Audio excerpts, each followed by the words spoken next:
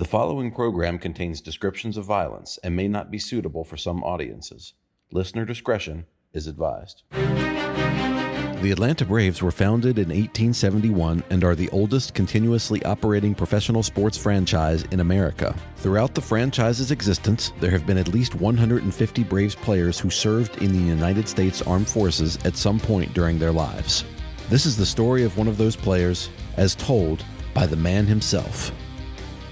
Behind the Braves presents The Best I Could, the Chuck Goggin Story.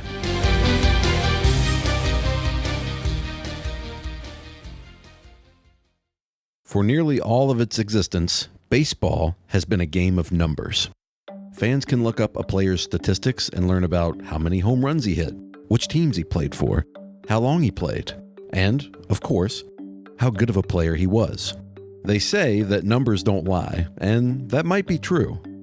But in the case of Chuck Goggin, the stats don't even begin to tell the whole story. When you look up Chuck Goggin's baseball statistics, you can quickly see what his career on-base percentage was, or what he batted in 1973. But what you won't find in those numbers is the unbelievable story of perseverance and sheer determination that it took for him to even get to the big leagues in the first place. And the other thing that you won't find in the numbers? That Chuck Goggin narrowly escaped death multiple times en route to becoming the most decorated Vietnam War veteran to play in Major League Baseball. So how did all of this happen? Well, to find out, let's start from the beginning and hear the story directly from Chuck Goggin himself. I was born 1945, right at the end of World War II, just before it was ended. My dad was in the Army Air Corps. I was born in Tampa at MacDill Air Base when he was in the service. And of course that was July of 45, and then the war ended just the next month. And we moved from the Tampa area after he got out of the service and went to law school, and we moved to the Fort Lauderdale, Pompano Beach area. And that's where I actually grew up, was Pompano Beach, Florida. Life was not easy for Chuck's family during his childhood. But I had an alcoholic father and abusive father, and things were pretty rough when I was a kid until maybe 15 years old, and then I got big enough to kind of defend the family, and that's what happened. I had to physically to fight my father a couple of times, and then we threw him out, and once he was gone, and life got a little bit better for the family. Throughout Chuck's early life, baseball provided both an escape from the rough times at home as well as a vision for his future. It was obviously a way that I could go and not have to think about any other things. I was one of those people that about as far back as I can remember would be the first grade, when first grade teachers say, "What do you want to be?" And people say, "I want to be a fireman or a policeman." I said, "I'm going to be a Major League Baseball player," and that's what I wanted to be my entire life. Once Chuck got to high school, it became apparent that his dream of becoming a professional baseball player might be realistic. Our high school was only the 10th, 11th, and 12th grade. 9th was in middle school or whatever they called it back then. And so I didn't get to play, when I was in the 9th grade, I didn't get to play high school ball. But when I was in the 10th grade, I started. And then, I started playing high school ball. Didn't play a whole lot that year. We had a bunch of seniors on the team. But when I was a junior the next year, I made all-county and all-conference. And so I realized that I was at least better than most of the players that were in the Dade County, Broward County, Palm Beach County, is where our teams all were. And when I compared myself to those players, I said, I'm better than they are, so maybe I've got a chance. And then when I was a senior, we're talking 1963, I was a senior in high school, and it was before the Major League Draft, so everybody was a free agent.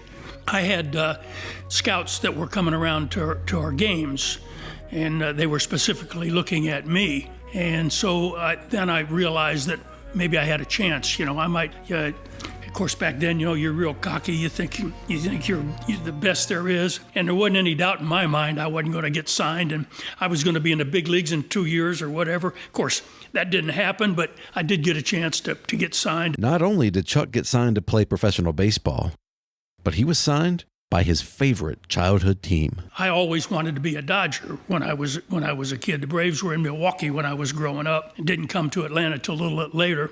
And so it was an honor for me to be able to sign with the Dodgers and get started in professional baseball. Now out of school and signed by the Los Angeles Dodgers, Chuck Goggin set out on his quest to become a Major League Baseball player.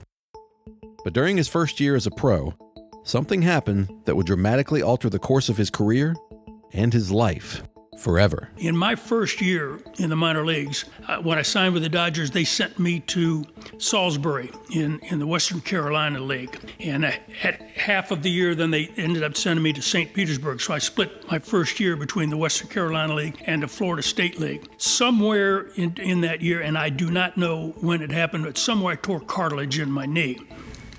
I was not having a very good year. I was hurting, but I was afraid to say anything about it because I thought I'm only hitting 214 here. They could release me in a heartbeat. So I just suffered through that. And then when I got home at the end of the season in September, I went to see a doctor, and they examined me and they told me what was wrong. He said, "You got a torn cartilage in your left knee." And so we had surgery to repair my knee. And when I showed up in spring training, Fresco Thompson was the farm director for the Dodgers at the time. And very, very early on, after the first couple of days, the trainer in the minor league clubhouse saw the scar on my knee, and he told Fresco, he said, "Goggins had some kind of surgery." So Fresco called me into his office, wanted to know what was going on, and I told him, I said, "Mr. Thompson," I said, "I tore a cartilage in my knee sometime during the year last year." And he said, "Well, why didn't you tell us?" And I said, "I was afraid you'd release me." And so I said, "I just shut up and I went home and I fixed it and I'm ready to go." And so, but he just, I guess Fresco kind of liked me, and he said, "Okay, no problem." With his knee surgically repaired, Chuck prepared for his second year of playing professional baseball. But it was around this time that the United States' involvement in the Vietnam War was beginning to escalate. Everybody is draftable. You have to, when you're 18, you had to get a selective service number. Well, I filed with the selective service, but I'd had knee surgery. So if you were available to be drafted, you were 1A. If you had a medical problem and you could not be drafted, they made you 4F. And so when I got my draft card, the 1A was X'd through and 4F was typed in above it. So now 1965 season comes and I go to Santa Barbara, California in the California League, and Don Sutton was my roommate, and the war started heating up in Vietnam. And we were all sitting around the clubhouse one day and we were talking about that, and everybody was afraid they were going to get drafted. So we got every Monday off. We played a doubleheader on Sundays and we had every Monday off in that league. So we called Fresco Thompson down in LA, and there were 5 of us, and said, "We're going to come down. Can you get us in a reserve unit?" And he said, "Sure, I've got contacts. We can help you out. Come on down." So 5 of us go down there. I don't remember where it was, someplace in LA. So the 5 of us go in, and we're going through physicals and all kinds of stuff like that. And I'm sitting there in my undershorts, and the doctor looks at my knee, and he said, "What's this?" And I told him what had happened. I said I had surgery on my knee. And he says, "Well, you're 4F." He says, "What are you doing here? You're not going to get drafted." And he says, "You can join if you want, but you're not going to get drafted." And I said, "Well, no, I don't. See you later." So I waited for them to all go do their thing, and they all joined the reserves that day, and I didn't. We went back, we finished the season. I went home to Pompano Beach, Florida, and less than a month after I got home from the end of the baseball season, I got a letter from the selective service, and they had X'd out the 4F, and they'd put 1A in there, and they said, "Show up on February the 10th of 1966 for induction into the United States Army." So I said, "Well, I'll be darned." So I called Fresco Thompson, and I said, "Fresco," I said, "I got drafted." And he said, "If I fly out to Los Angeles today, can you get me into that reserve unit?" He said, "I'll call you back." He calls me back about 2 hours later, and he says, "Chuck," he said, "I'm sorry." He said, "Every single reserve unit in California, and probably the United States, is totally filled up with people. They don't need anybody." And I said, "Well, Mr. Thompson," I said, "hold a spot for me. I'll see you in a couple of years." And with that, Chuck Goggin's dream of becoming a Major League Baseball player was put on hold as he was off to join the United States Army. And so that when the date comes, I went down up to Coral Gables outside of Miami to get drafted. And we were all going to go in the Army. And there were, a couple hundred people down there that all got drafted at the same time. And they pulled buses up. We were 5 Greyhound buses. And they were going to take us to Fort Benning, Georgia for boot camp, for basic training. And they started putting us on the buses in alphabetical order. And I had a little bag and I had a couple of books to read and stuff like that. So I get on the bus when they called my name, and I'm sitting on the second bus because of G. And I'm just sitting there waiting for them to fill up all the buses, and we're going to leave. I see this Marine gunnery sergeant go up and start talking to the officer in charge at the first bus. And I'm just looking out the window, and I'm watching him. He goes on the bus, and he comes back out a little bit later, and he comes back and he gets on our bus. And he's standing up at the front of the bus, and he uses a little microphone that the driver had. And he says, "Is Goggin Charles F. on this bus?" And I raised my hand. I said, "Right here." He says, "I'd like to talk to you. Would you come with me, please?" And so I got up and I left all my stuff so I could save my seat. And he said, "Bring your stuff." And I said, "Okay." So I picked up my little bag and my jacket that I was going to take up there, and we go in the office, and he sits down behind his desk, and he says, "Have a seat." And so I sat down in front of him, and he says, "Mr. Goggin," he says, "how'd you like to be a United States Marine?" I said, "Sergeant, I thought I was getting drafted into the Army." And he says, "Well," he says, "that's what you came down here for." He says, "But Congress has given the Marine Corps just this month," I believe is what he said, "that we can draft," because they didn't have the draft for the Marines. And he says, we can draft people this month. And he said, "I'd like to put you into the Marine Corps. Would you like to be a United States Marine?" And I said, "Well, sir," I said, "I hadn't thought." I said, "Can I think about it a little bit?" He said, "Sure, go ahead." And he sat back. He didn't give me 10 seconds, and he said, and he looked at me, he says, "Never mind." He says, "You're going to be in the Marine Corps." And the buses all left. I'm sitting there, and there were 3 other guys that had joined the Marine Corps on that day, and myself. And they were going to send us to Parris Island, but the train didn't leave until midnight, and this is noon.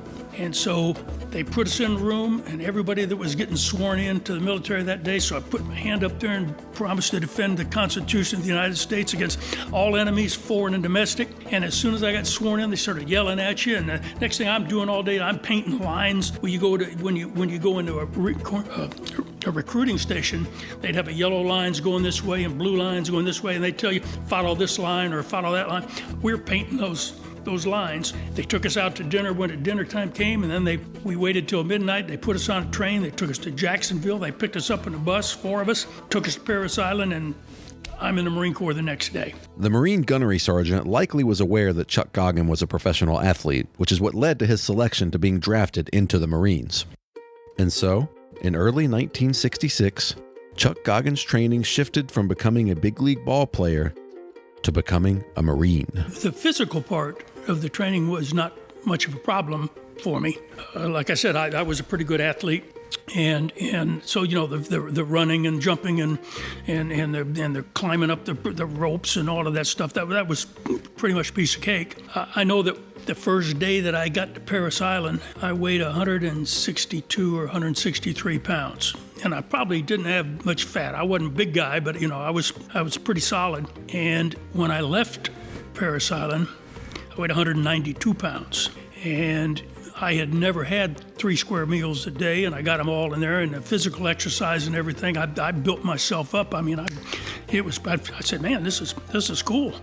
I never thought I'd be this big. One might wonder, did any of Chuck's fellow Marines know that he was a professional baseball player? They did, but I wasn't Ted Williams or anything, so they didn't know who the hell I was. They just knew that I was a professional baseball player. They thought that was pretty good, but it isn't like I had name recognition. I hadn't been to the big leagues yet. As Chuck progressed through his training, it became clear where he was ultimately headed. We went from Parris Island, which was boot camp, the basic training part of the thing, and then we went to Camp Lejeune right after that for another couple of months of what they called infantry training. And Lyndon Johnson was the president at the time, and he was really ramping up a number of troops in Vietnam. And we figured probably the majority of us were going to get orders to Southeast Asia. And that's exactly That's exactly what happened. I don't remember the exact day, but I remember it was probably within the last week of infantry training when the commanding officer came in and started calling out people's names and you'd get your orders.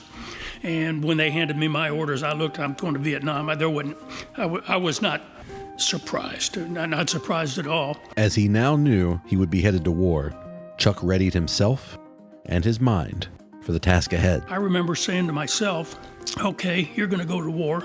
I want to know how I'm going to react. Am I going to be a good Marine?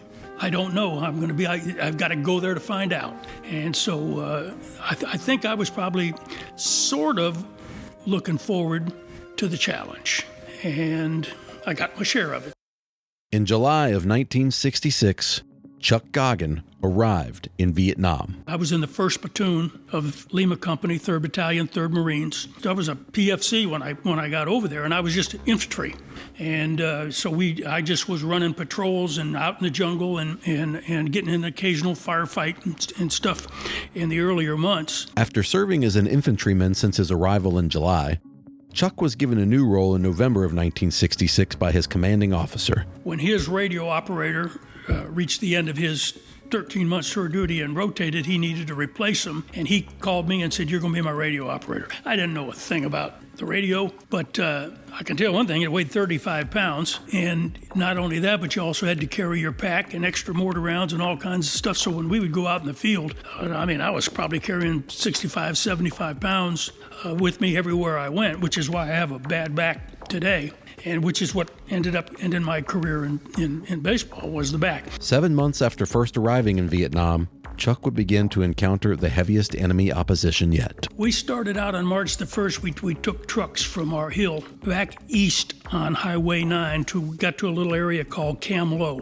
We offloaded the trucks and we took off in single file. First platoon was point platoon, and we took off in single file going straight north. Our mission was to seek out the enemy and engage them.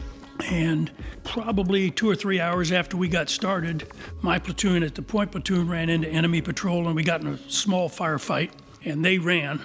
And we took off after them, but they hid in the jungle and we couldn't find them. So we kept going, and then about another hour later, we came up over a hill and got ambushed.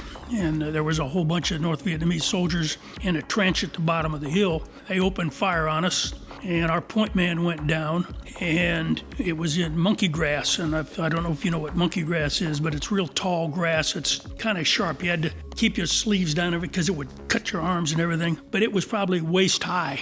And so when we got down, so they couldn't see us, we were in the monkey grass and we couldn't see them, so it was getting very difficult to engage the enemy when you can't see them.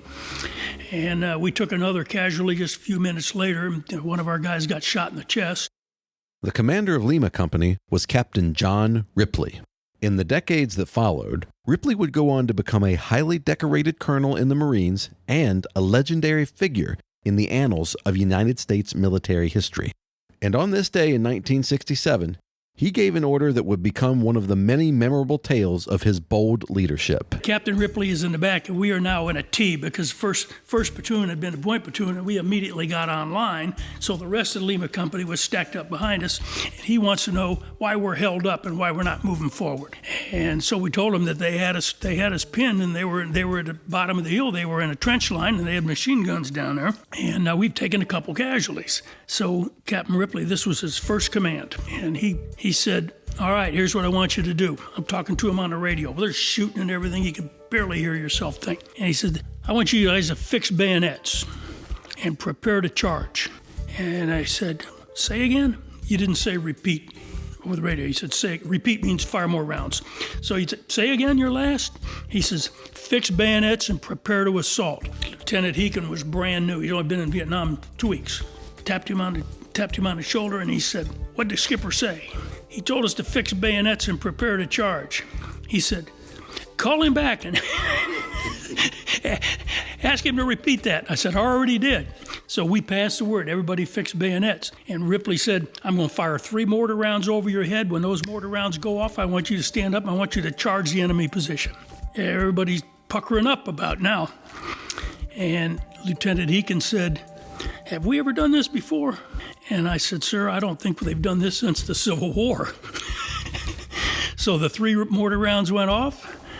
We stood up, 45 guys, walked right over that hill.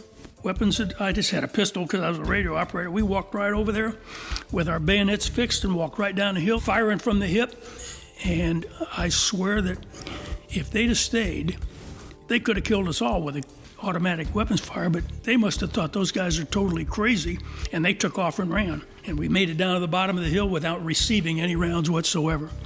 And we had a few bodies down there where we killed a couple of them, and then we regrouped and when we moved on, and we set up a bivouac later that night and did out in the jungle. Next day was going to be the bad one. On March 2nd, 1967, Chuck Goggin would face the horrors of war head on. We got when I say a good night's sleep, the whole entire time that I was in Vietnam, we were on what they call 50-50. You were in 2-man positions, always. In your foxhole, you and another guy. And one guy's awake and one guy's asleep all the time.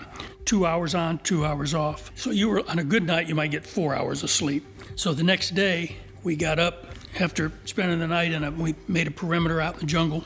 And Captain Ripley ordered patrols, and each platoon was ordered to send out a patrol in a different direction.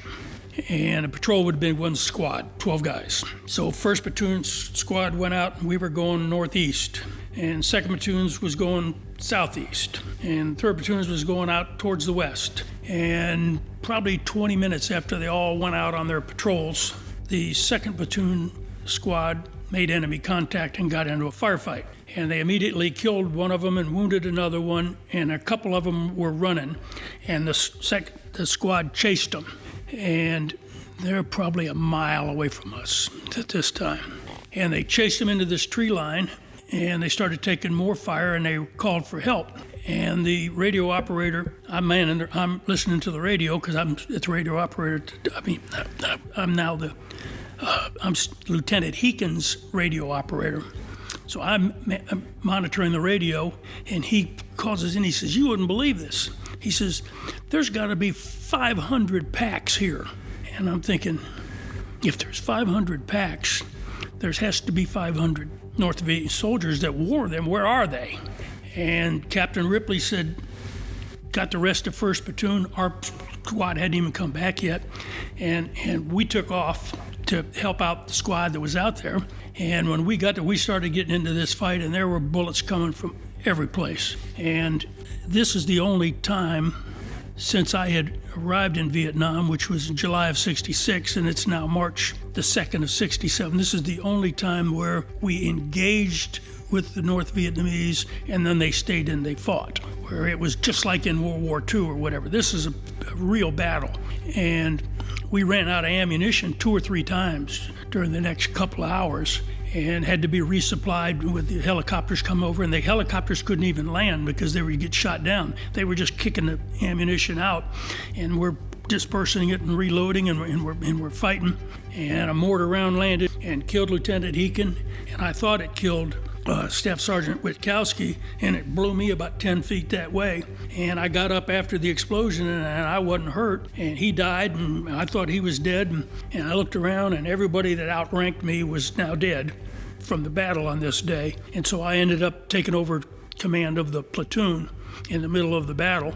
Captain John Ripley was our commanding officer, and I reported to him what had happened. And I told him, said, "Don't worry about 1st platoon, I'll take care of it." At the end of the day, on March 2nd, 1967, Lima Company had won the battle, but at a devastating cost. At the beginning of the day, there were 220. These are the numbers that I was given. There were 220 Marines in Lima Company, 3rd Battalion, 3rd Marines at the beginning of the day. And at the end of that battle, there were only 15 of us left that hadn't been killed or wounded. In addition to demonstrating his leadership ability and courage under fire, Chuck also proved to be a man of principle. I did get wounded on that day.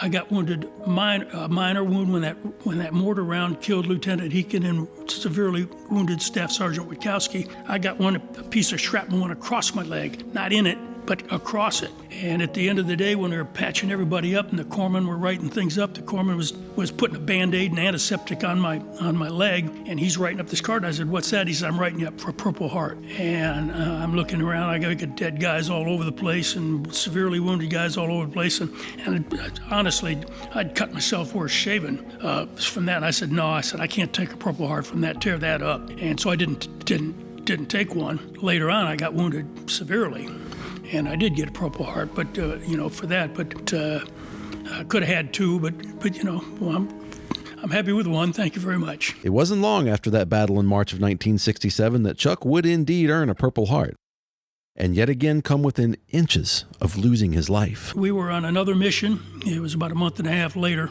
middle of April, April the 13th, I believe it was. And we were walking single file on a trail through the mountains that was part of the Ho Chi Minh Trail.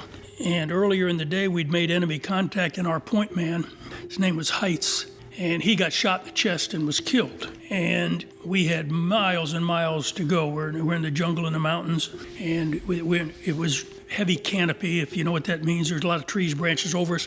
We couldn't call in a helicopter to come medevac our dead guy, so we were having to carry him. And carrying a dead body is heavy work. And we had a poncho, and we would have 4 guys, and we'd carry him. And the trail was only maybe 2 feet wide. And it went fairly steep down on the left and up on the right. And we're walking along, and you'd wear 4 guys out in no time at all. So we were taking turns supplying 4 guys to carry ice.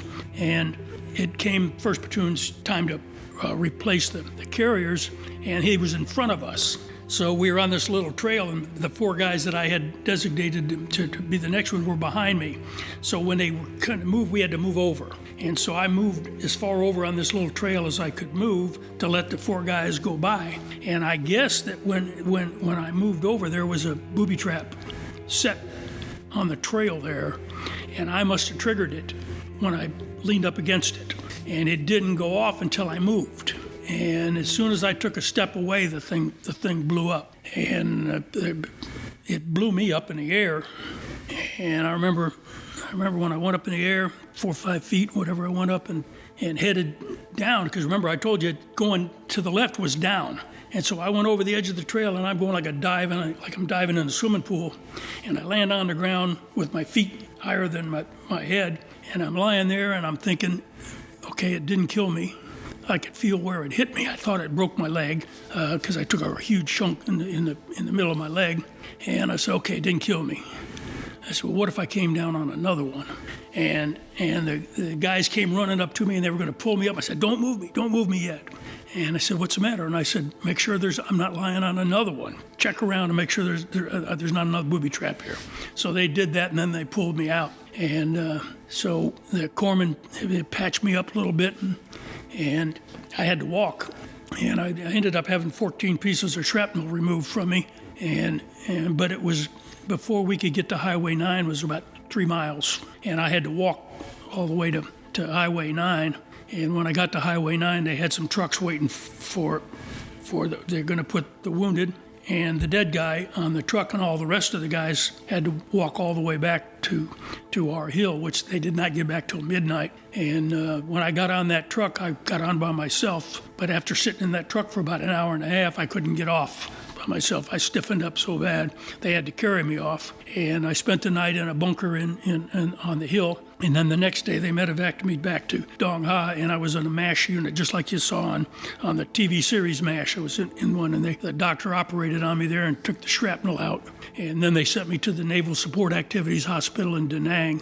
And I spent a couple of weeks at the Naval Support Activities Hospital there. And then after that, they sent me out to the hospital ship, the USS Repose, for a couple of weeks. Everything healed up fine, and it had no damage, serious damage that lasted forever with that. I've still got the scars, but no permanent damage. Despite Chuck's injuries, it wouldn't take him long to return to the battlefield. I spent between 3 weeks and a month in the hospital, and then I went right back out to Lima Company, and that was April. And I didn't rotate.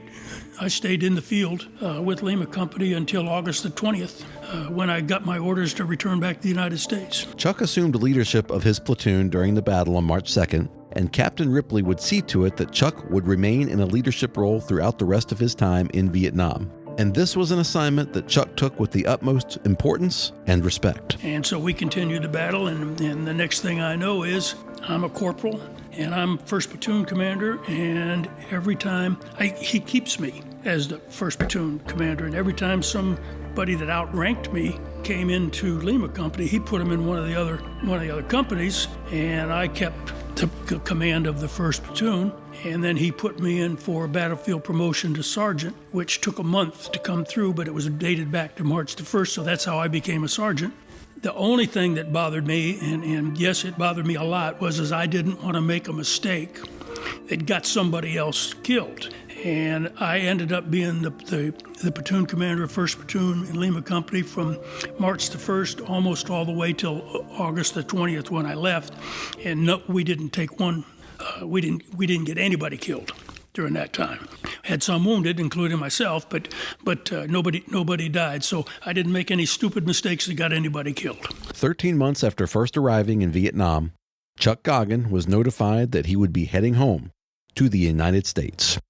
But on the day he was supposed to leave, his trip home was put in jeopardy. I found out the day before I actually got to go, and I got my orders arrived on the 19th, and we had a mission already assigned, and at that time, Quezon was about 15 or 16 miles away out Highway 9, and they were under siege, and they couldn't get choppers in and everything because the enemy was shooting them down, so we were having to escort truck convoys on Highway 9 out to Quezon, and we were getting hit almost every day that we drove. We rode basically riding shotgun like John Wayne on a stagecoach, that kind of thing. And so the 19th came, I got my orders, and it said you go home on the 20th. So on the 20th, we were taking a convoy out to Quezon.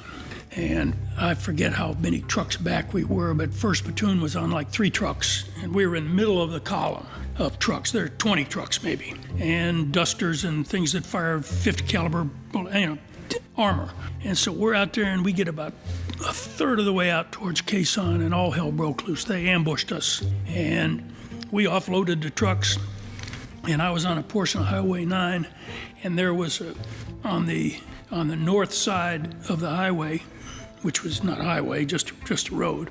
On the north side of the road, there was this boulder. It was as big as this house, and it just happened to be adjacent to where the truck was that stopped, and I got off it. So I'm leaning up against that boulder, and most of my 1st Platoon guys are all spread out. And the other guys that were farther up front, when they got off, they had to go on the left, they had to go down because they were getting ambushed from the high ground. So I'm sitting there, and I'm thinking, this is a hell of a fight. You can hear, their rockets are going off, mortars are going off, and machine guns are going off. And I'm sitting there thinking, I'm going home this afternoon, and here's a hell of a battle. And the next thing I know is my radio operator was George Petrie, and I'd made him the radio operator when I became platoon commander. So the radio goes off, and it says, Lima 1, this is Lima 6. 6 actual wants to speak to 1 actual. 6 actual was the company commander, 1 actual is the platoon commander. George hands me the phone. He says, Skipper wants to talk to you. I said, this is 1 actual. He says, 1 actual, this is 6 actual. He says, can you see my position from your position? And I looked down the road. I said, it's affirmative. And he says, I want you to take your men and drop down below the road and scoot past me and engage the enemy on the right. You understand? Aye, aye, sir. I sit there for a couple of seconds. I said, Lima 6, this is Lima 1. And Skipper comes back on. And I said, 6 actual, this is 1 actual. Can you see my position from your position? And I see him looking, he's about 50 yards down there. I see him looking at me, and I said, you see this rock that I'm behind? And he hesitates, he says, yeah, aye, yes, affirmative. I'm not getting out from behind it. And he thinks for a minute, he says, oh, Roger, right. He says, Lima 2. And he says, 2 actual, this is 6 actual. Did you hear what I just said to 1? And the 2nd platoon commander says, that's affirmative. He says, you do it. And my guys are all up there, and they're all clapping and everything. thing, and I stayed right there because I was going home that day. I was not going. I saw too many guys that got killed on the last day that they were going to be invited. I said, that is not going to be me. So that's the only time that I failed to engage the enemy when I was asked to. His time in Vietnam now behind him, Chuck Goggin set his sights back on his lifelong dream, becoming a Major League Baseball player. But this would not be an easy goal to achieve. I weighed 189 pounds the day I got to Vietnam. The day I left Vietnam, 13 months later, I weighed 149 pounds. And so I still had 5 or 6 months to do before I got out of my active duty and could go to spring training. So I went to Camp Lejeune for my final months of active duty in the Marine Corps. And because I was in a guard unit, I had a bunch of time off. And so I worked out every day in the gym across the street from my barracks, and I got most of that weight back up so that when I went to spring training, I was heavier than I'd ever been as a professional baseball player. So at least I didn't get to play any baseball for 2 years, but at least I got to do a little exercise and working out and everything to get physically strong again so I could get back. Not only was Chuck physically ready to return to baseball, but he found that mentally he was as strong as he had ever been. I was a baseball player in 1964 and 65 that was angry at myself. If I didn't do the job, if I struck out when I didn't, I'd get mad. And no, I didn't get mad at other people. I got mad at me. And I was pretty short-fused, I think. And going and serving in Vietnam and coming back from Vietnam and seeing what I saw and doing what I did tempered me quite a bit. And I said, there are worse things than striking out, and I think it made me a better person, made me a better ball player after that. So yeah, I think it changed me, but I think it changed me for the better. With his body back in shape and his time in the Marines almost officially done, Chuck reached out to let the Dodgers know that he was ready to return to baseball. I sent a letter to Fresco Thompson. I think it was a letter or a phone call. I don't remember. It's been a while ago now. But I remember I contacted just one time, and I said I am due to be discharged from active duty on February the 10th of 1968. And spring training for pitchers and catchers usually started around the 19th of February back then. And I said I will be available to report to spring training whenever, assuming I still have a contract. And they put me on military reserve or whatever they called it at the time. And yes, they sent me a contract. They sent me a AA contract for 1968. And I got out of the Marine Corps in Camp Lejeune, drove home to Pompano Beach, Florida.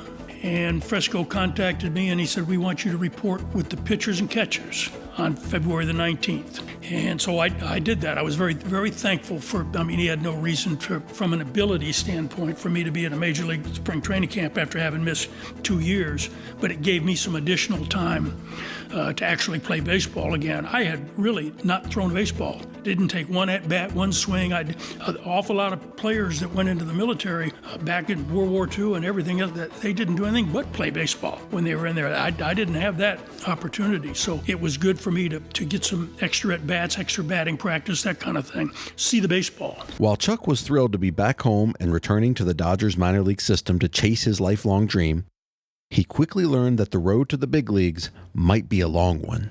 I missed a lot in those 2 years, and the timing was not good. 1965, I'll go back before I went to Vietnam. 1965, I'm playing third base for the Dodgers at Santa Barbara, and I got off to a pretty slow start, and I was kind of worried, but then I got it all together, and I had a really decent year. I hit 275 with 10 home runs, drove in 65 runs, played good third base. The Dodgers needed a third baseman, and I'm thinking, okay, I know this year is going to get me at least AA next year. And then I got drafted. So now I miss the 66 and the 67 seasons, and I come back in 1968, and they sent me to AA ball. But we had Bill Sudeikis ended up going to the big leagues. He was the third baseman. Billy Grabarkowitz was the top draft choice. He was the shortstop. They had an All-American from Auburn playing second base. And I ended up being a utility player in 1968 when I got back. And that's the last thing that I needed. I needed at-bats.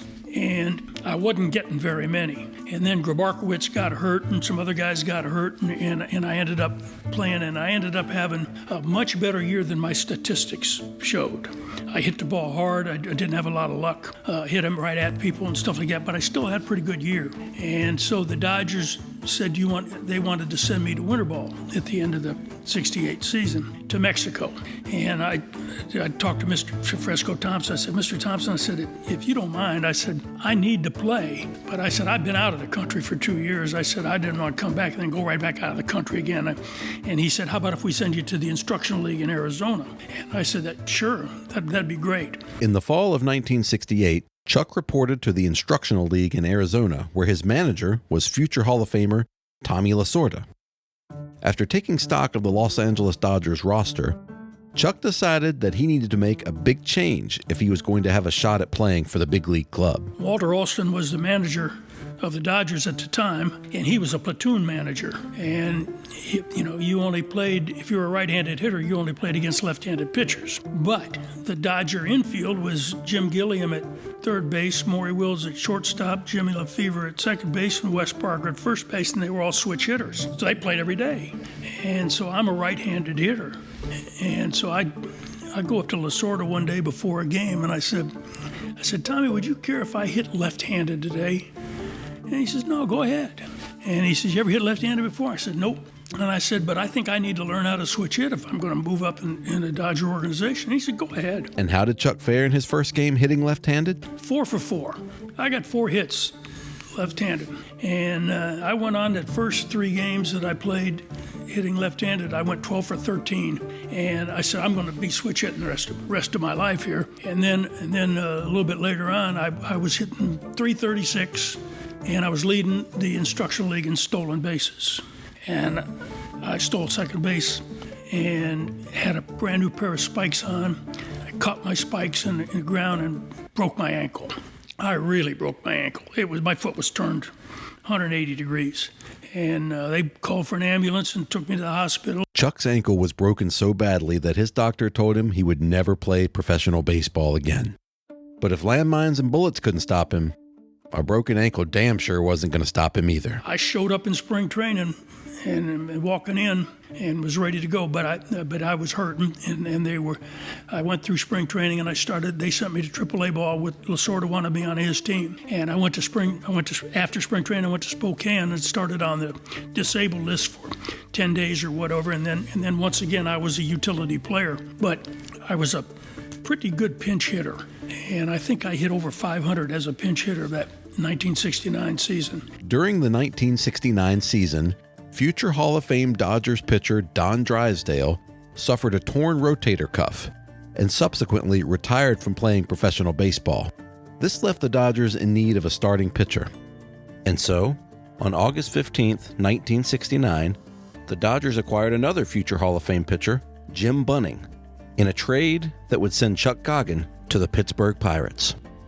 Chuck may have been with a new organization, but his road to the big leagues had not gotten any easier. That first year I went to AAA, and I played for Joe Morgan, not the second baseman Joe Morgan. Joe Morgan ended up being a Red Sox manager some years later, but Joe and I didn't hit it off too well that first year in 1970, and I was utility again. I wasn't playing much at all, and I'd go 3 weeks and I'd get an at bat, and so I was struggling statistic-wise.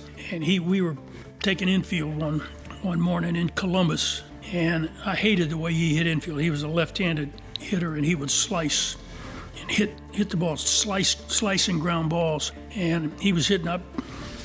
I'm at short, I'm going to throw it to first. He hits a ground ball, hits it hard.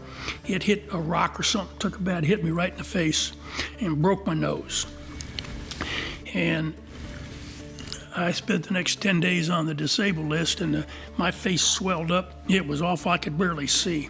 And but by the time I got to the hospital, I was so swollen that they couldn't do anything. So we're going to have to wait for the swelling to go down before we can fix the nose. So a week or 10 days later or something like that, I had to go see a plastic surgeon, and they rebroke it and put the thing back in there. But I missed some more time in 1970. So it was a terrible year. I was very unhappy, and I knew my career was in jeopardy because I didn't do well. As the 1971 season began, Chuck decided he needed to take his baseball future into his own hands. So we go to spring training, and I am right back with Columbus, which was then going to be Charleston. They moved to Charleston, West Virginia. Joe Morgan is the manager. And so we're in spring training, and we're playing the Double-A team in a game, and I'm not playing. And I'm looking around, and I thought, I can't go back to Triple-A as a utility player. So Harding Peterson was the farm director of the Pirates. And I called him. I said, Mr. Peterson, can I talk to you for a minute? We're out on one of the fields. And he said, sure, what's up? And I said, I can't go back. Can't go back to AAA with Joe Morgan and not play. I said, we just played the Double-A team. And I said, they don't have a catcher. And I said, I would like to go to Double-A and be the catcher so that I can play every day. And I said, can we do that? And he says, yeah. He said, that'd help us out. We need a catcher there. And I'd caught a little bit. And he said, yes, we can make that happen. And I said, I only have one request. And he said, what's that? I said, you need to buy me 2 catcher's mitts. I said, because I can't afford them. And if you buy me 2 catcher's mitts, I'll go down there. And he laughed, and he bought me 2 catcher's mitts. And I went and made the All-Star team as a catcher and was hitting 316 or something halfway through. And they called me, and they sent me back to AAA. And I hit 318 in AAA, and I played every day for Joe Morgan that time. And so that was a really good year that I had. I went to winter ball in Mexico, and I had a really good year in winter ball. And the next year when I went back, I was on a major league roster, but they cut me at the end and sent me back to AAA. But I had a really good year in AAA in 1972. In fact, I was a runner-up to be the MVP in the International League, and knew that I was going to be in the big leagues at some point after those 2 years back to back. It wouldn't take long for Chuck to be proven right. We had a doubleheader in Charleston, and it was after midnight when the second game ended. Red Davis was the manager, and Red calls me in the office after the game was over, and he says, Chuck, he says, you've been called up. He says, you're to join the Pirates in Montreal. They're opening up a road trip, and they're going to be in Montreal. You're to go there and join the team. And I think I had to fly out like 6 or 7 o'clock in the morning in order to make all the connections to get to Montreal. And I didn't get any sleep at all. I mean, I'm finally I'm pumped up. I'm going to the big leagues. On September 8th, 1972, 8 years after he first signed to be a professional baseball player, and 4 years after returning home from Vietnam, Chuck Goggin was called up to the big leagues. Up all night, traveled all day, got to Montreal, got my uniform. The team was already out on the field. And by the time I got the uniform on and was walking out on the field, they were playing the national anthem. So I walk into the dugout and said hello to, I knew most everybody there from spring trainings and everything, and reported to Bill Verdon, I'm here. And it was the first game of a doubleheader. And so 9 innings, hot dogs in between the games, go back out, second game, extra innings. It's midnight. I've been up, traveling. I can barely stay awake. I'm sitting on the bench, and Verdon points at me, says, I want you to hit for the pitcher. And I said, oh, geez. And then Mike Marshall was one of the best relievers in the game at the time for the Expos. And so I grabbed a bat, and I go up there and worked the count to 3 and 2, and then he threw me that nasty screwball of his, and I almost went for it, but took it outside, so I walked. My first at bat in the big leagues, I walked. Jackie Hernandez was next. He hits a ground ball. I'm forced out at second. And then I think Al Oliver comes up and hits a home run. We win a game. But after the game was over, I'm in the clubhouse. It's now like 1 o'clock in the morning. And I went up, I shook Bill Verdon's hand. I said, thank you very much for putting me in the game. I said, if lightning strikes me dead tonight, I was a Major League Baseball player. Over the next couple of weeks, the Pirates were focused on clinching the National League East title. With the regular starting lineup getting most of the reps, Chuck would only garner a couple of pinch-hitting appearances, one resulting in a flyout to center field, and another resulting in a groundout. Ultimately, the Pirates would clinch the NL East title. And when they returned home to Pittsburgh at the end of September in 1972 for a series against the Mets, Chuck Goggin would be in for the surprise of a lifetime. It was cold. It was rainy and cold, and I borrowed a jacket. I didn't have jackets. All the guys that had been there had heavier jackets from the beginning of the season. And so Dave Cash said, borrow my, I'm not going to wear it, I'm playing. use my jacket. So I put the jacket on, and I'm getting ready to go sit on the bench, and I'm sitting on the bench waiting for the game to start. And we didn't take batting practice or anything because the weather was so bad. And somebody said, Chuck, you need to go look at the lineup card. And so I said, why? He says, you're in the game. I went and looked at the lineup card. I'm leading off, playing second base. And so, I wasn't mentally prepared for that. All of a sudden, boom, the game's getting ready to start. So I go up in the first at bat, John Matlack is pitching, and I get a base hit. I single to center, and Doug Harvey was the umpire out at second base, and they didn't have the fancy screens that they have, the scoreboard things and everything now. But they had caricature stuff up there, like cartoons. And they popped my face up there, and they said, that was Chuck Goggin's first major league hit. And the center fielder was throwing the ball back in and everything. Doug Harvey says, time out, give me that ball. And he takes the ball and he flips it over to the first base coach. He said, I thought you might want to have that. And I said, thank you very much. Chuck would go on to get his second big league hit in the bottom of the third inning with a single to center field. And while Pittsburgh had already clinched the NL East crown, the eyes of the baseball world were still on the Pirates that day, as the team's biggest star was one hit away from one of the greatest milestones in all of baseball. Roberto Clemente is playing right field, and Roberto Clemente has 2,999 hits. Matlack on the 0-1. Bobby hits a drive into the gap in the left center field. There she is. Just for a double.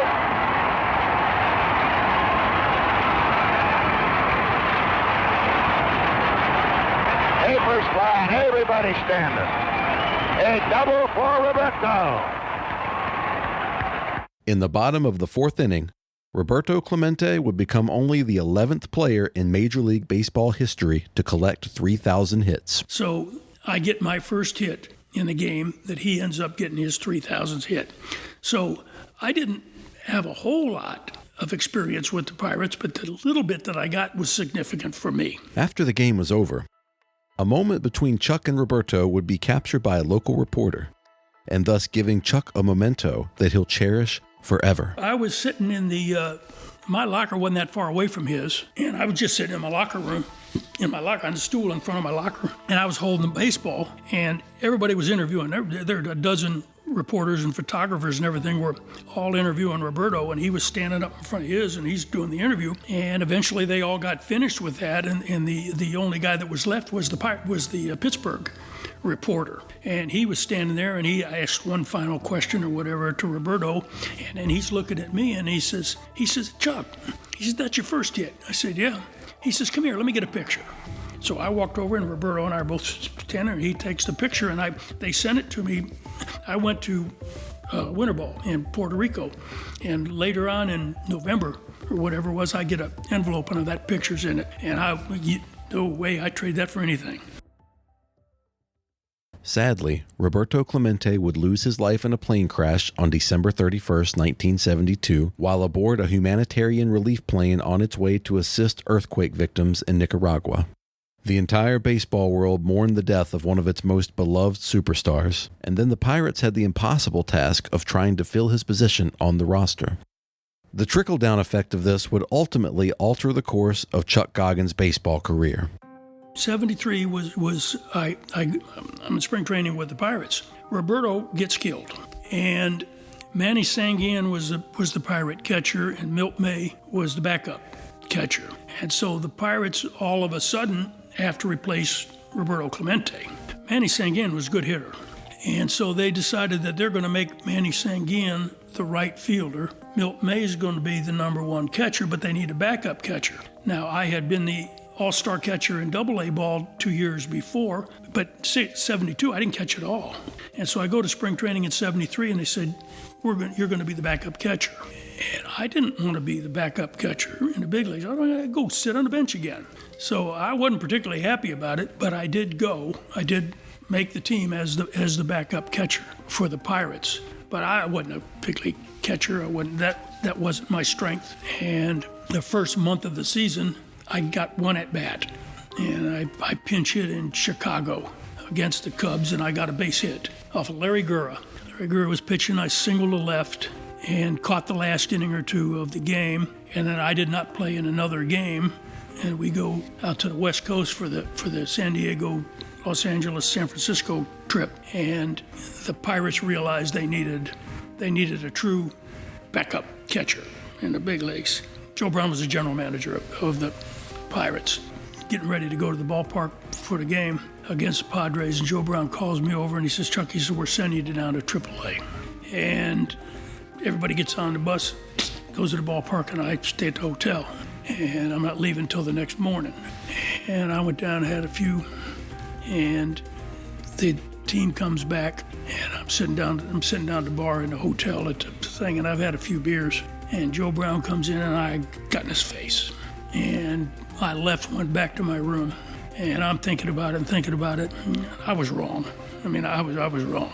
And I called Joe. I called his room. And I said, Joe, this is Chuck. I said, can I come down and talk to you? He said, come on down. So I go to his room and I apologize. And I said, Joe, I said, I'm sorry. I said, I'm hurt. And I said, but I was wrong. I shouldn't have said what I said, and I apologize. And he thanked me for that.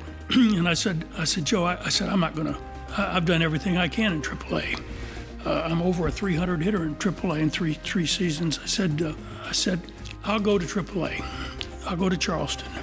It was May the 15th, something like that. I said, I will go to the end of the month. And I said, if you haven't traded me to another major league team, I said that I'm going to go home. And he said, okay. And I went to AAA, and 2 weeks later he called me and he said, we've sold your contract to the Braves. And I was as happy as I could possibly be. On May 24th, 1973, Chuck Goggin's contract was purchased by the Atlanta Braves. 2 days later, on May 26th, Chuck would make his Braves debut. And he would do it against one of the greatest pitchers to ever pick up a baseball, Hall of Famer Bob Gibson. I joined the Braves in St. Louis, and I only know a couple of the players. Hank Aaron's on the team and Phil Necro's on the team. I know who they are, but I've never met them. And there were a couple of Brave players that I'd played against in the minor leagues, so we knew each other. But basically, it's brand new for me, everything. So I show up in St. Louis, and once again, I get there just in time to go to the ballpark and get a uniform, and we're playing. Gibson is pitching, and he's blowing us away. And it's 2-0 Cardinal win. It's it's top of the eighth inning, something like that, top of the eighth. And I think he struck out 10 or 12 guys already. We had Eddie Matthews points me. He says, I want you to hit for the pitcher. I didn't even have my bats. I was so excited when I left, I forgot to bring my own bats. So I grab a helmet and I go over to the bat ring and I'm picking up bats to see which one feels good. And I grab somebody's bat and I go up there, and you hear athletes talking, you hear commentators talking about slowing the game down and things. You've heard these things before. I've heard these things before. Never knew what that meant. But this one time in all the years that I played, this is the only time this ever happened to me. I grabbed a bat, grabbed a helmet, I'm walking to the plate. They announce me as the pinch hitter. It's like slow motion. And I walk up to the plate, I'm switch hitter, I'm going to hit left-handed. Bob Gibson is pitching, I'm thinking, this is Bob Gibson. I stepped into the batter's box. I never felt a batter's box that felt that good. I felt absolutely perfect. My feet were good. The bat felt great. I look out of the mound. Gibson's staring in to get his sign. Gives it an okay, winds up, fires a fastball inside part of the plate. I don't even remember swinging. Line drive, one hop off the right field wall. I cruise into second base with a double. And I said, I just took Bob Gibson off the wall for a double. And I'm standing at second base thinking, he's staring at me. And raindrops started coming down. Great big raindrops. And I said, oh no. If the game got rained out, then my hit wouldn't count. I said, please, at that point, I didn't care whether the Braves won the game, lost the game, or whatever. All I know is I'm standing on second base, and I just hit Bob Gibson off the wall for a double. And I said, please don't rain. It didn't rain it out. The game ended, and I got my hit. So now, in 1973, I'm now batting 1,000. because I had one hit with the Pirates, and that 1,000 is in the record book because that's the only bat I had for them. So I hit 1,000 for the Pirates, and now I'm hitting 1,000 for the Braves. I said, I think I'll just retire right now. Things are looking good. So anyhow, I ended up the rest of the year with the Braves, and I was a utility player, and I played second, a couple games short, left field, right field, and I caught a couple games, and out of an emergency. And I was as happy as I could possibly be. Not only did Chuck play for the Braves, but he also helped save future Hall of Famer Phil Niekro's no-hitter on August 5th, 1973. Oh, gosh, yeah, that was amazing. I mean, that was probably the greatest play that's ever been made in the history of baseball. If you... I'm being facetious a bit, obviously, here. Dave Winfield hit a shot, and it was a good play, but the reason that I was able to make the play is because I changed the position where I was going to play against him. And he didn't pull the ball much back then. He hit a lot to right center field. And so I moved my position at second base based on what Nuxie was throwing. And he hit a bullet that if I hadn't have been where I was, it would have been up the middle, and it would have been a base hit. And as it was, I just had to take a step and backhand it, and it was a shot. They didn't do the miles per hour like they did now, but it was well over 100-mile-an-hour hit. And I made the play and threw him out at first base, and that was the only thing that was close to a base hit for him. And Nuxie, he was a good friend. And he always talked about that. He said, Chuck Goggin saved my no-hitter. So I embellish it as often as I can and try to make it a better play than what it actually was. Ultimately, the 1973 season with the Atlanta Braves would prove to Chuck what he always believed. He was a big league ball player. I had some success in the big leagues. I was able to judge myself against who I was having to play, and I said, I can play in the big leagues. You don't know until you get there. And am I intimidated by this? No. Can I hit most of these guys? Yes. So I was looking forward to what was going to come the next year. I ended up hitting 293 in that role. Only had 100 at bats, but I did 293, and I'm looking forward to 1974. Chuck arrived in Brave spring training in 1974 full of hope and optimism for the season ahead. But as had happened so many times throughout his baseball career before, things did not go according to plan. I'm hoping that I'm going to get more playing time, and I go to spring training with the Braves, and we're doing exercises and everything out in right field before the workouts for the day. And I was doing a sit-up, and the next thing I heard was a pop, and I'd ruptured a disc in my back, and I missed the entire spring training. And at the end of spring training, they called me in and they said, "We've traded you to the Red Sox." And I go to the Red Sox for their spring training, and I didn't have an at bat. I hadn't played a single game. And so I'm still excited. I'm thinking I'll go into big leagues. But they said, geez, you haven't even played, so they're going to send me down to AAA. I struggled that whole year, bad back. And I ended up going back to the big league. They called me up again at the end of the year, but I was hurting. I had my best year power-wise. I hit 15 home runs that year, but my back was pretty much gone. And so that winter, they dropped me down to a AAA contract. I went to spring training in 1975, and I knew that I couldn't play.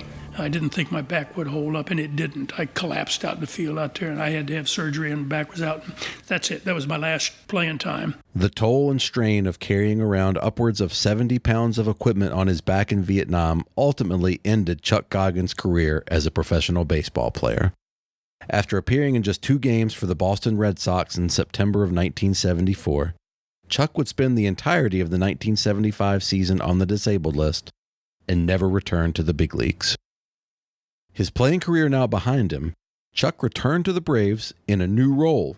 76, the Braves hired me to be a roving instructor, and at 76, I was with the Braves again. And I was happy. I enjoyed the organization. And then, partially through that year, the Braves added an additional instructional league team in Bradenton. And myself and Bob Veal went down there, and I was the manager of that instructional league team for the rest of just half of a season. And the next year, I got a call from the Braves saying that the Cincinnati Reds wanted to talk to me. And so they gave permission for the Reds to talk to me. And the Reds offered me the job as the AA manager for their organization up in Trois-Rivières, Quebec, Canada, in the Eastern League. And I flew to Cincinnati and interviewed, and they hired me. And I 77, I managed the AA team.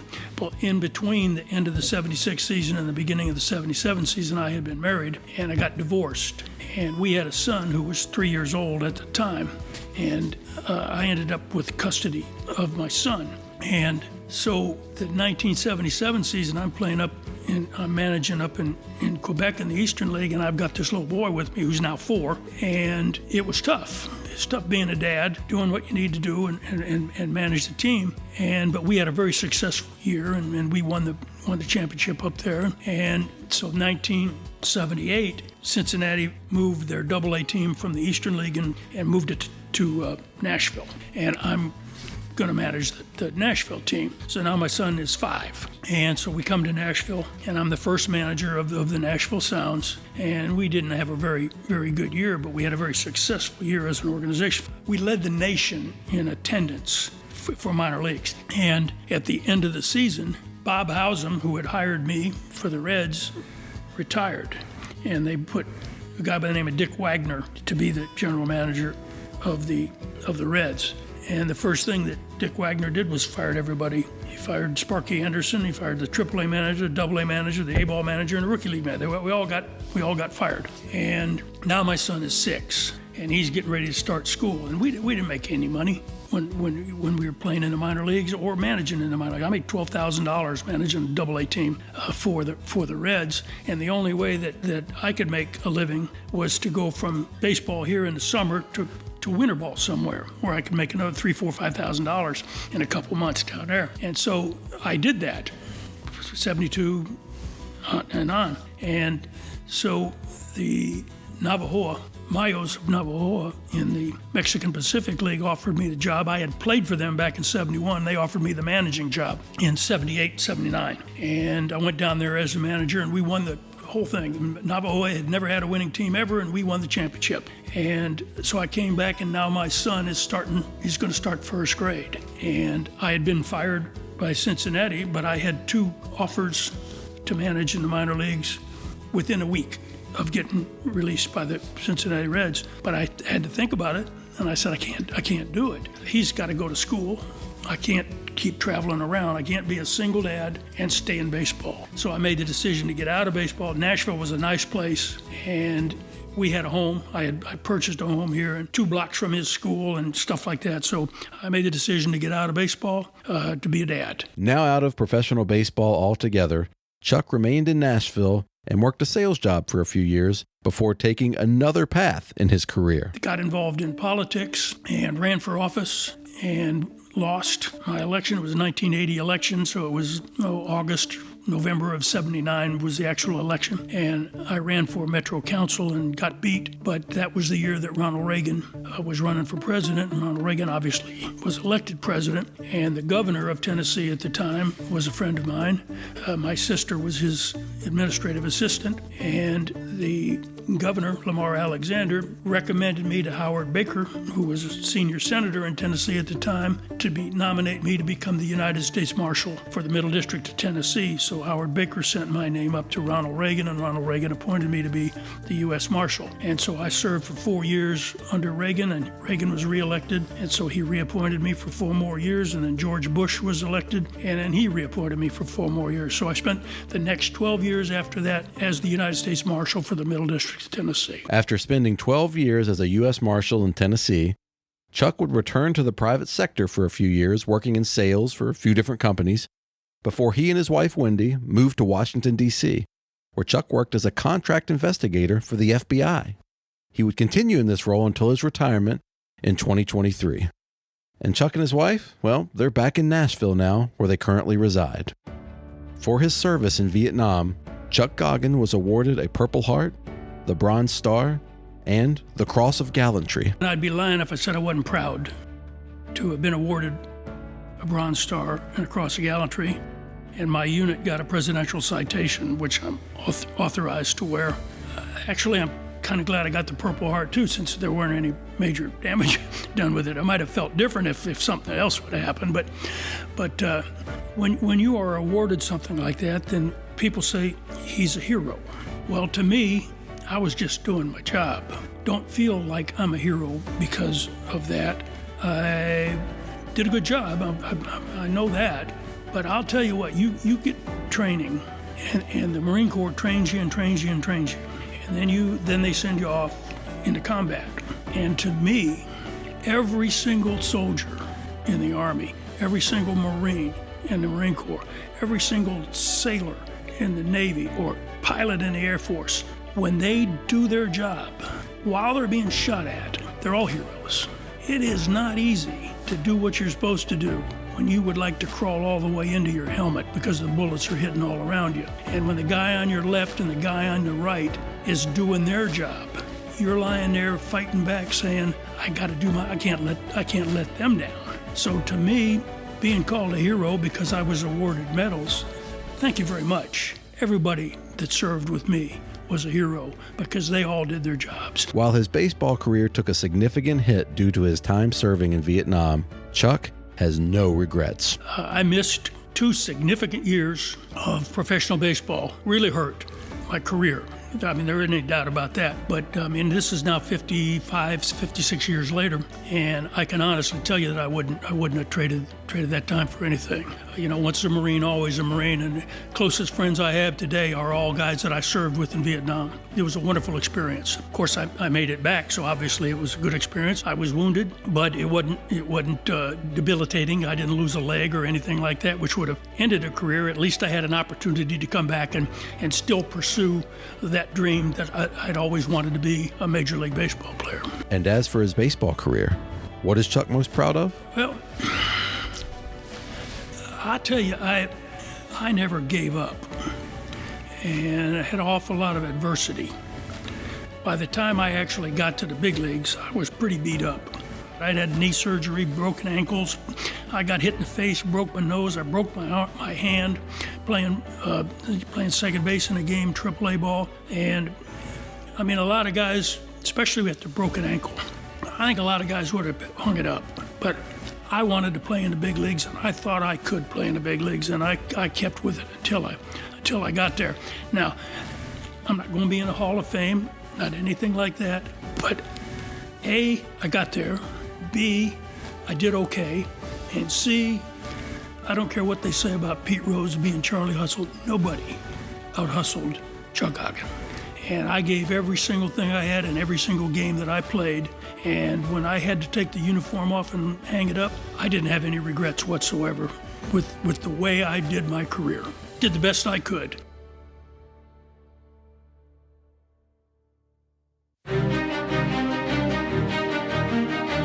We hope you've enjoyed Behind the Braves Presents The Best I Could, the Chuck Goggin Story. Please subscribe, rate, and review Behind the Braves wherever you get your podcasts. Behind the Braves Presents The Best I Could, the Chuck Goggin Story was brought to you by executive producer Ricky Mast. Narration, editing, and sound design also by Ricky Mast. Special thanks to Chuck Goggin, Sam Wallace, Josh Rawitch, and the National Baseball Hall of Fame and Museum.